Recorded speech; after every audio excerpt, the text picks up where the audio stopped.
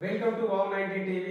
చందుర్తి మండలం రామన్నపేట గ్రామ సర్పంచ్ మరియు రాజన్న సిరిసిల్ల జిల్లా తాజా మాజీ సర్పంచ్ల జేఏసీ ప్రధాన కార్యదర్శి దుమ్మ అంజన్న గారు మనతో ఉన్నారు. వారితో మాట్లాడి తెలుసుకునే ప్రయత్నం చేద్దాం. నమస్తే అన్న. గత కొద్ది కాలంగా సర్పంచులు చాలా సమస్యలు ఎదుర్కొంటున్నారు విన్నాము. అంటే సర్పంచులకు సమస్యలు ఏ విధంగా వచ్చాయంట? సర్పంచులకు సమస్యలు అనేటివి 2019-24 సర్పంచులు 70 సంవత్సరాల క్రితము జరిగిన అభివృద్ధి ఈ 5 సంవత్సరాల్లో జరిగింది. అభివృద్ధి మాత్రం చేశాం కానీ అప్పుల పాలయ్యాం. అప్పులు అంటే మన అప్పటి గవర్నమెంట్ ప్రభుత్వం కలెక్టర్ వేసిన ఆర్డర్ను బట్టి మేము వర్క్ చేసినాం. గ్రామ అభివృద్ధి కోసం పనులు చేయడం వల్లనే సమస్యలు ఎదుర్కొంటున్నాం అంటున్నారు. మీరు సర్పంచ్ కాక ముందుకు అయిన తర్వాత గ్రామం ఏ విధంగా అభివృద్ధి జరిగిందంట? మేము సర్పంచ్ కాక ముందు అప్పుడు పల్లెలలో పరిశుద్ధం అనేది చాలా తక్కువ.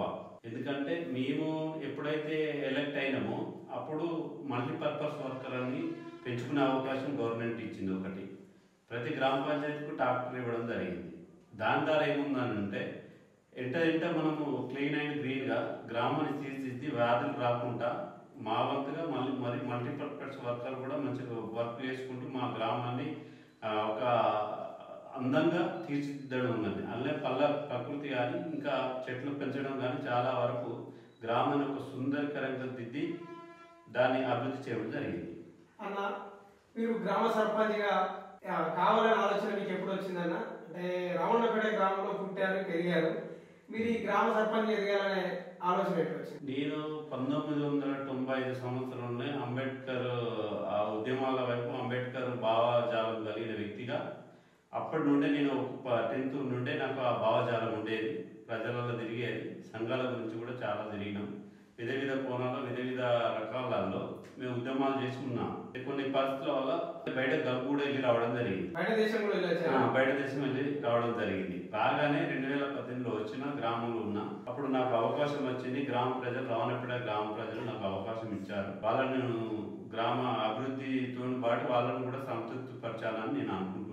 దుమ్మ అంజన్న గారు రామన్నపేట సర్పంచ్ గా గ్రామ ప్రజలు ఏ విధంగా స్వీకరించారు? మీరు చేసే కార్యక్రమాలకు గ్రామ ప్రజలు మీ అభివృద్ధి అంటే మీరు అభివృద్ధి చేయాలన్న ఆలోచనతోటి సర్పంచ్ గా రావడం జరిగిందని అన్నారు. మరి మీరు ఈ 5 సంవత్సరాలు రామన్నపేట గ్రామ ప్రజలకు సర్వీస్ చాలా చేశారని ఏమన్నా అనుకుంటున్నారా? అవును, తప్పకుండా. కొత్త గ్రామ పంచాయతీ నిర్మించుకోవడం జరిగింది. అలాగే మాకు ఒక గత 30 సంవత్సరాల నుండి కూడా అంగన్వాడీ పిల్లలకు చిన్నపిల్లలకు ఇబ్బంది జరిగేది. అప్పుడు గ్రామ పంచాయతీ నిధులు అనేవి తెలంగాణలో అంగన్వాడీ కేంద్రానికి ఏ సర్పంచ్ కూడా పెట్టాడు. 4-5 లక్షలతోని వారికి ఒక రూమ్ నిర్మించి ఇవ్వడం జరిగింది. అలాగే బ్రిడ్జి కానీ ఊరు నుంచి మనం వెళ్లే దారిలలో బ్రిడ్జిలు కానీ సిసి రోడ్లు కానీ చాలా వరకు మేము అభివృద్ధి చేయడం జరిగింది. గ్రామానికి సేవ చేయడం మీకు సంతోషాన్ని కలిగించిందని? చాలా సంతోషం జరిగింది. సరే అండి, ఇప్పుడు గత కొద్ది రోజులుగా అంటే ఒక నెల 2 నెలల నుంచి మేము చూస్తున్నామండి. తాజా మాజీ సర్పంచ్ల జేఏసీ ప్రధాన కార్యదర్శిగా మీరు రాజన్న సిరిసిల్ల జిల్లా కేంద్రంలో రిలే నిరాహార దీక్ష చేస్తున్నారని మేము చూశాము. ఒక గ్రామ ప్రథమ పౌరుడిగా అంటే గ్రామానికి మంచి జరగాలనే ఉద్దేశం కొద్ది పనిచేసిన మీరు ప్రభుత్వంపై ఒత్తిడి తేవాలన్న ఉద్దేశంతో మీరు రిలే నిరాహార దీక్ష చేయడం కరెక్టేనా? 100% కరెక్ట్. ఎందుకంటే గ్రామం కోసం, నా గ్రామ ప్రజల కోసం నేను అభివృద్ధి అనేది నా సొంత డబ్బులతో ఖర్చు చేసి ఈ పనులన్నీ చేసినాం. సిసి రోడ్లు కానీ, అంగన్వాడీ కేంద్రం కానీ, గ్రామ పంచాయతీ బిల్డింగ్ కానీ, ఇక వివిధ రూపాలలో పండుగల పబ్బాలు అయితే దాన్ని కూడా జేబు నుండి ఖర్చు పెట్టుకొని వచ్చేటోళ్ళకు పోయేటోళ్ళకు ఆఫీసర్లకు కానీ గంగిరెద్దులకు ప్రతి ఒక్కరు సర్పంచ్ అంటే ప్రథమ పౌరుడు ఇంటికి వచ్చి కూర్చుంటే ఒక ముఖ్యమంత్రి దగ్గరికి రారు కావచ్చు, కోరు కావచ్చు, కానీ ప్రతి ఒక్కరు మా ఇంటికి పొద్దున లేతేనే అయ్యా దండం పెడితే ఏమైంది మేము వచ్చిన మాకు ఇవ్వాలి అనే పరిస్థితిలో వాళ్ళు వస్తారు. అట్లాంటి గ్రామ పంచాయతీ అన్ని వర్గాలను కలుపుకొని అన్ని శాఖలను మానిటరింగ్ చేసేటోడే సర్పంచ్. ఓకే అన్న, సరే మీరు అన్నట్టు అంటే మీరు చేసిన అభివృద్ధి పనులని గత ప్రభుత్వంలో జరిగిన పనులే. మరి గత ప్రభుత్వంలో రావాల్సిన బిల్స్ కోసం ఈ ప్రభుత్వంపై ఒత్తిడి తేవడం అంటే ప్రభుత్వం ఏర్పడి సంవత్సరం కూడా కాలేదు, కాలం అనేది జరగలేదు. అయినప్పటికీ ఒక సంవత్సరం గడవక ముందుకే తాజా మాజీ సర్పంచ్ల జేఏసీ ఏర్పాటు చేసుకుని ఉన్న ప్రభుత్వంపై ఒత్తిడి తేవడం ఇది కరెక్టేనా? మేము ఒక సర్పంచ్ గా మేము గ్రామాభివృద్ధికి పనిచేసినాం. మన తెలంగాణ రాష్ట్రంలో 100 కోట్లు 1000 కోట్లు పెట్టి రోడ్లు కానీ ఇంకా డ్యాములు కానీ అన్ని కట్టిన వాళ్ళు 7,000 కోట్ల నుంచి 700 కోట్ల వరకు ఇచ్చిన దాఖలాలు ఉన్నాయి. ఈ రాష్ట్ర ప్రభుత్వం ఏ ప్రభుత్వం బీఆర్ఎస్ ప్రభుత్వంలో చేసిరు వాళ్ళు.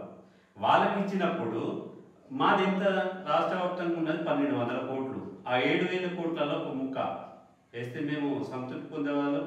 రేవంత్ రెడ్డి గారికి మేము పాలాభిషేకం చేస్తున్నాం. ఓకే అండి, మరి గత ప్రభుత్వంపై మరి మీకు ఒత్తిడి ఇప్పుడు పిలిచారెడ్డి రానప్పుడు ఏ ప్రభుత్వం అనేది ప్రభుత్వానికి ఇప్పుడు ప్రభుత్వం పిలిచినప్పుడు ఆ ప్రభుత్వంపై ఒత్తిడి తెస్తున్నా అన్నారు. మరి గత ప్రభుత్వంపై ఒత్తిడి తీసుకొచ్చారా?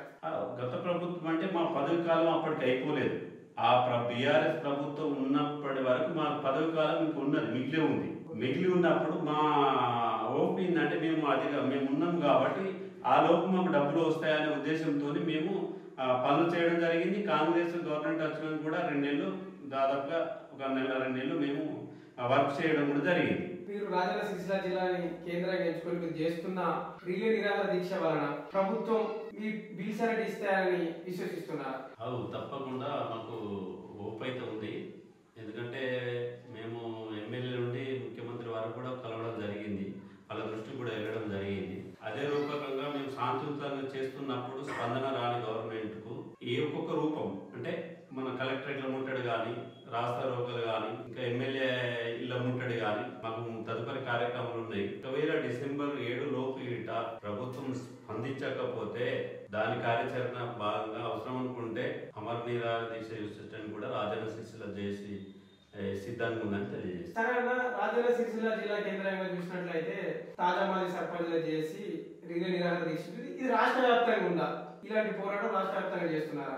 మేము రాష్ట్ర వ్యాప్తంగా కూడా నిరసన కార్యక్రమాలు జరుగుతున్నాయి. ఎందుకంటే హైదరాబాద్ లో కూడా మేము చాలా చేసినాం. ఇది ముఖ్యమంత్రి గారి ఇల్లు ముట్టడి కానీ, లేకపోతే సెక్రటరీ ముట్టడి కానీ చేయడం జరిగింది. మొన్న రీసెంట్ లో కూడా కరీంనగర్ జిల్లా కేంద్రంలో కూడా మేము కలెక్టరేట్ ముట్టడి చేయడం జరిగింది. రాష్ట్ర ప్రభుత్వం స్థానిక సంస్థలకు వెళ్దామని నిర్వహిస్తామని ప్రభుత్వం అనుకుంటుంది, దీనిపై మీ స్పందన? మా సర్పంచుల పెండింగ్ బిల్లులు చెల్లించిన తర్వాతనే స్థానిక సంస్థలకు వెళ్ళాలని మా జేసీ తరఫున డిమాండ్ చేస్తున్నాం. అలాగే ఏవైతే అంటే మా పెండింగ్ బిల్లు ఇవ్వకుండా వాళ్ళ ఎలక్షన్ పోతే గ్రామాలలో ఉద్రిక్త పరిస్థితులు ఏర్పడతాయి. ఎందుకంటే నెక్స్ట్ వచ్చే సర్పంచ్ ఇప్పుడు ఉన్న తాజామా సర్పంచ్ అవకాశం ఉందో తెలియదు, వేరే వాళ్ళు వచ్చేది తెలియదు. ఎందుకంటే గ్రామాలలో ఉద్రిక్త వాతావరణం కొనసాగుతుంది.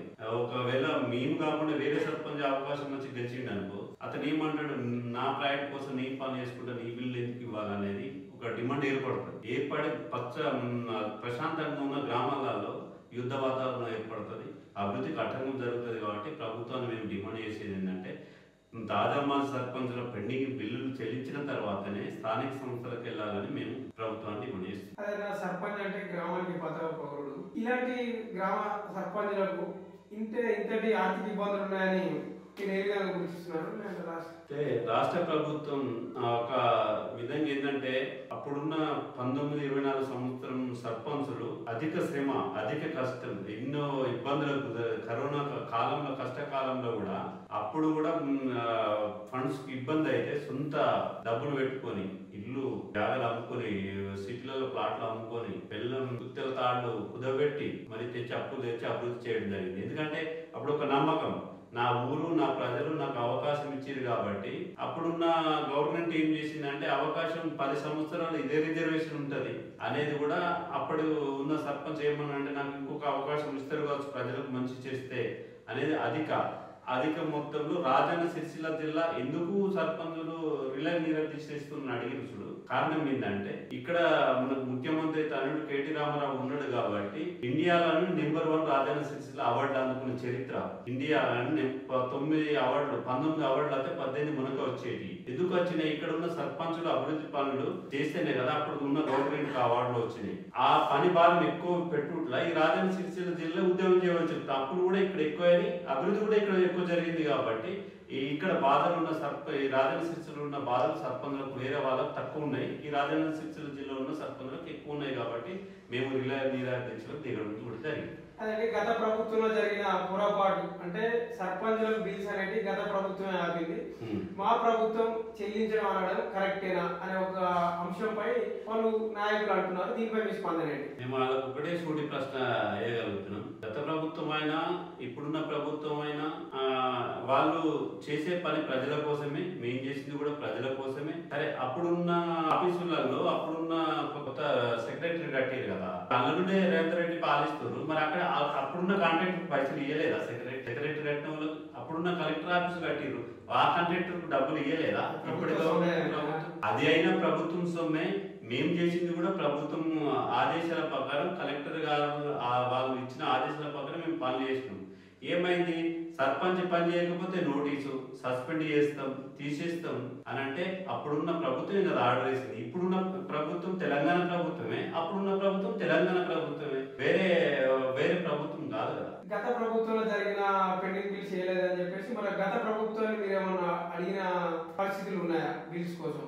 అప్పుడు ఉన్నప్పుడు కూడా మేము అడిగినాం, సర్పంచుల పెండింగ్ మంత్రి కూడా కలిసినాం. అప్పుడు కూడా వాళ్ళు మాట ఇవ్వడం జరిగింది, త్వరలో మీ పెండింగ్ బిల్లు చెల్లిస్తాం. ఆ లోపే ఏమైందంటే ఎలక్షన్ కోడ్ వచ్చింది, ఎమ్మెల్యే ఎలక్షన్ రావడం, ఎమ్మెల్యే ఎలక్షన్ తర్వాత ఎంపీ ఎలక్షన్ రావడం. ఆ కోడ్ వల్ల మాకు 6 నెలలు 8 నెలలు గ్యాప్ వచ్చింది. ఆ గ్యాప్ లో కొంచెం ఇబ్బందికర పరిస్థితి లేదు. అప్పుడు ఎవరు కూడా బిల్లు ఇచ్చే పరిస్థితి లేదు కదా. ఎలక్షన్ కూడా వస్తే ఏ పని చేయరాదు, అందరికి తెలుసు. ఇప్పుడున్న ప్రభుత్వం కూడా తెలుసు. అప్పుడున్న పిసిసి అధ్యక్షుడు రేవంత్ రెడ్డి గారు మీ సర్పంచుల బాధలు తెలుసు, మీ గాథలు తెలుసు. పొద్దున్న లేస్తేనే మీకు ఇబ్బందికర పరిస్థితులు ఉంటాయి, మేము అధికారం రాగానే వెంటనే మీ సమస్యలు పరిష్కరిస్తామని ఎన్నో బహిరంగ సభలో చెప్పిన ఈ ముఖ్యమంత్రి గారు ఇప్పుడు ఎందుకు స్పందిస్తలేరని మేము అడుగుతున్నాం. సర్పంచ్ మీ పదవి కాలం ముగిసి సంవత్సరం అవుతున్నప్పటికీ ఇంక ఇప్పటి వరకు సర్పంచ్ ఎలక్షన్ అనేది నిర్వహించలేదు ప్రభుత్వం. మరి మీరు ఉన్నప్పుడు గ్రామం ఏ విధంగా ఉంది, ఇప్పుడు ఏ విధంగా ఉంది? మేము సర్పంచ్లో ఉన్నంతసేపు ఏంటిదంటే గ్రామ పంచాయతీలో జరిగేటి రోజువారీ కార్యక్రమాలు యథావిధిగా జరిగేటి. ఎందుకనంటే ఇప్పుడున్న పరిస్థితులలో స్పెషల్ ఆఫీసర్ని పెట్టడం జరిగింది గవర్నమెంట్. స్పెషల్ ఆఫీసర్ ఏం చేస్తాడో, వస్తాడు పోతాడో, ఆయన డ్యూటీ చేసుకుంటాడు. ఆయన ఊరు కాదు, ఆయన లెక్క కాదు, ఏదో డ్యూటీకి వచ్చినామా, డ్యూటీ చేసినామా, పోయినామా అనే సందర్భం ఉంటది. పల్లెలలో పరిశుద్ధం పడకేసింది, డాక్టర్లు జీరో పోసే పరిస్థితి లేదు. ఇప్పుడున్న స్పెషల్ ఆఫీసర్లు మేమేం పెట్టాలి, మా జీతాలు మా పిల్లలు చదువుకోవడానికి మా జీతాలు సరిపోతున్నాయి, మేము పెట్టే పరిస్థితి లేదని ఎక్కడి గొంగలు వేసినది అక్కడే అన్నట్టు చందంగా గ్రామాలలో చాలా దారుణంగా ఉంది. మల్టీపర్పస్ వర్కర్కు జీతాలు లేకుండా పోయినాయి. వాళ్ళను గుర్తించే వారే లేకుండా కరువు అయిపోయారు. పోతే ఇంకా ఈ లైట్లు కానీ ఇప్పుడు మేము ఉండేటప్పుడు ఏమన్నాడు సర్పంచ్ సార్, మా పక్క వాడి పక్క మా ఇంటి పక్క లైట్ పోయింది, ఎప్పుడు పెడతామనే ప్రజలు ఈరోజు ఎవరిని అడగాలనేది వాళ్ళు ప్రశ్నార్థానికి పేరు. వాడికి ఆఫీస్కి పోతే సార్ అడిగితే మేమేం చేయమంటాం, బిల్లు రాలేవన్నా, మాకు బిల్లులు వస్తలేవమ్మా, మేమెక్కడి నుంచి పెట్టాలనేది ఆఫీసర్లు చెప్తున్నారు. ప్రజలు వచ్చి మళ్ళా మా మాజీ సర్పంచ్ దగ్గరికి వచ్చి మీరు ఉన్నప్పుడు ఇట్లుండే, మేము ఆయన అడిగితే లైట్లు ఇవ్వనుకుంటూ మేము ఏం చేసే పరిస్థితి అనేది ప్రజలలో బాగా ఇబ్బందికర పరిస్థితులు. గ్రామాలలో అయితే మాత్రం ఘోరమైన పరిస్థితులు ఏర్పడ్డాయి. సరే, మీరు పెండింగ్ బిల్స్ కోసం పోరాటం చేస్తున్నారు. మీ పోరాటానికి ప్రజల మద్దతు ఉందా? అంటే మీరు ప్రజల కోసమే అప్పులు చేసి గ్రామాభివృద్ధికి మీరు పాల్పడమని చెప్తున్నారు. మరి మీ పోరాటానికి గ్రామ ప్రజలు స్పందిస్తున్నారా? ఇది చాలా మంచి ప్రశ్న. అయితే మేము ఫస్ట్ దఫా ఏం చేసినామంటే వినతి పత్రాలు ఇచ్చుకుంటూ పోయినాం. తర్వాత స్టెప్లోనే మేము నిరాహార దీక్షలకు వెళ్ళాం. తర్వాత రాష్ట్ర రోకలకు కలెక్టరేట్ ముట్టడికి పోయినప్పుడు అఖిల పక్షాలను కలుపుకొని కూడా మేము మీటింగ్ పెట్టుకొని వాళ్ళ మద్దతు మాకు కూడగట్టుకొని మేము ధర్నాలు చేయడం జరిగింది. అలాగే మేము విలేజ్ నుంచి మేము రోజు శిశుల కేంద్రంకి వెళ్ళేటప్పుడు మా ఊరి ప్రజలు మా సర్పంచ్ సార్ పొద్దుగానే ఏమైంది పాయింట్ వేసుకొని రోజు 8 గంటలకు పోతుండే 7 గంటలకు అవుతుంది, ఏమైంది బిడ్డ అని అడిగినప్పుడు మేము 5 అప్పుడు చేసిన అప్పులు ఇప్పుడు వచ్చి గవర్నమెంట్ సంవత్సరం అయితే మా పైసలు ఇస్తలేదు ఈ గవర్నమెంట్ అని చెప్పినప్పుడు, బిడ్డ మేము రమ్మంటే మేము ఎట్లా రమ్మంటే 100ల కొద్ది రమ్మంటారా, మీకు మద్దతుకు ఎప్పుడు రమ్మంటే మేము వచ్చడానికి సిద్ధంగా ఉన్నాం, మీరు యుద్ధం చేయండి, మీ వెనకాల మేమున్నాం, మీ బిల్లు వచ్చేంత వరకు కూడా మా మద్దతు మీకు ఉంటుంది, మీరు భయపడకండి, ఐదార్యపడకండి, మీరు చింత చెందకండి అని చెప్పి మాకు ధైర్యం చెప్తున్నారు ప్రజల మద్దతు మాకు ఉంది కాబట్టి మేము కార్యక్రమాలు ముందుండి మేము చేయగలుగుతున్నాం. ఓకే అండి, మరి ప్రభుత్వానికి మీరు వ్యతిరేకంగా కార్యక్రమాలు చేస్తున్నప్పుడు మరి ప్రభుత్వం మీ సమస్యలపై స్పందిస్తుందంటారా? మీ బిల్స్ రిలీజ్ చేస్తారనే ఆశ మీలో ఉందా? ఒకటి, అది ప్రభుత్వం వ్యతిరేకంగా మనము మా కడుపు గాలి మేము అడుగుతున్నాం, మాకు ఆకలి అవుతుంది అన్నం పెట్టావా అని అంటున్నాం. కడుపు గాలి ఉన్నాం కాబట్టి మాకు ఆకలి అవుతుంది కాబట్టి అన్నం పెట్టాలి. అది గవర్నమెంట్ వ్యతిరేకంగా ఎట్లయితుంది? అది తప్పు కాదు, గవర్నమెంట్ కదా. వాళ్ళకి తెలిసేలాగా మాకు ఆకలి అవుతుంది అన్నం పెట్టమని మేము చేసిన అభివృద్ధి పనులకు డబ్బులు ఇవ్వని అడుగుతున్నాం తప్ప గవర్నమెంట్కు ఎక్కడ కూడా మేము వ్యతిరేకం కాదు. మా సమస్యలు చెప్పుకుంటున్నాం, విన్నవించుకుంటున్నాం, అంతే తప్ప గవర్నమెంట్కి మాత్రం వ్యతిరేకం కాదు. అలా తప్పకుండా మీకు న్యాయం జరగాలని, మీరు చేస్తున్న పోరాటానికి న్యాయం జరగాలని కోరుకుంటున్నాను. థ్యాంక్ యూ వెరీ మచ్ అన్న.